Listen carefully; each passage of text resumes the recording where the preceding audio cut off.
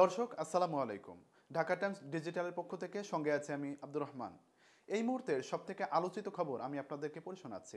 মামলা বাণিজ্য শুরু হয়েছে। মানবতা বিরোধী অপরাধ হত্যার বিচারের দাবিতে ব্যবসা শুরু হয়েছে।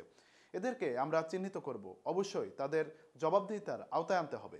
বিস্ফোরক এমন মন্তব্য করেছেন আইন উপদেষ্টা ডক্টর আসিফ নজরুল।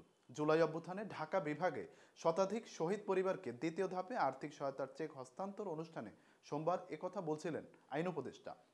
আসিফ নজরুল সঠিকভাবে মামলা করার আহ্বান জানান।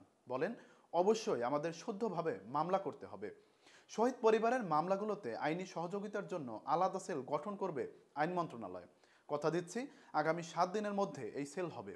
এছাড়া আমাদের পক্ষ থেকে যা যা করা দরকার সেটা করে দেব। পুলিশ কেন কাজ করছে না সেই ব্যাখ্যাও দেন আইন উপদেষ্টা।